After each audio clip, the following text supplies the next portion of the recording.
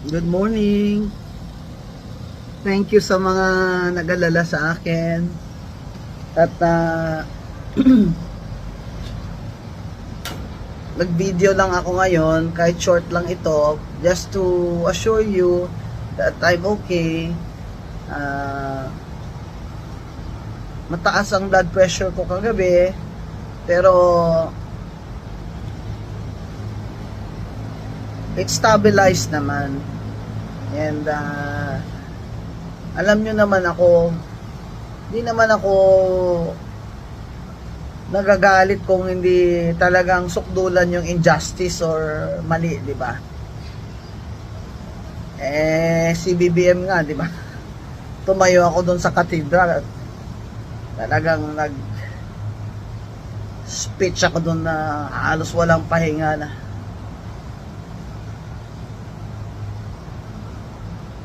Banat talaga. Ito, hindi naman pwedeng palampasin yun pag inaalipusta ka na. Dinidefend ko nga ibang tao pag ginaganon sila. Sarili ko pa kaya. Sabihan ba naman niya ako sa Rockwell Mall na you're coughing, you should leave the mall, you should stay at home. Ha? Doon yun nagsimula.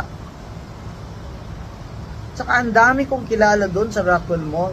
Nakapaligid doon yung mga residents doon. Kilala ko yan sila. Kilala nila ako. Isa pa nga, sinabi pa siya sa akin nung tinuntahan ko siya, I'm sorry sir for the commotion. Sabi nga niya, Miss Gonson. Gumanon pa nga eh. Ibig sabihin, napahiya talaga ako doon sa ginawa ng taong yun. Sabihan ka ba naman? Don't you have money to buy a mask? Bawal pala sa kanya kahit umubo ka lang minsan. Kahit nasa public place ka, Rockwell Mall ka. Aba yung mga tao doon, they're very courteous, ha? They say hello to each other, you know, familiar faces. Obviously, hindi siya taga doon. Later we found out na hindi talaga sila taga doon. Kasi nung nasa police station na sila, syempre may mga ID na sila. Nagreklamo po talaga ako sa police and filed the case for unjust fixation and grave oral defamation last night.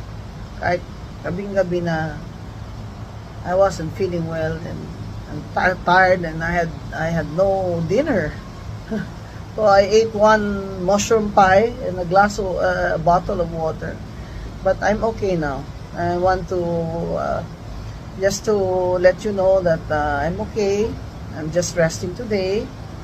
Ako tomorrow out of town pa ako to give a speech to the Philippine Institute of Certified Public Accountants. And please watch my video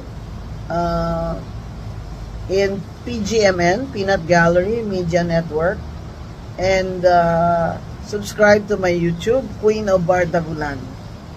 Kasi those are yan sa YouTube ko po. I will post my full video telling you what happened. Kasi many people naman na kontra sa akin, they're taking advantage of this to malign me.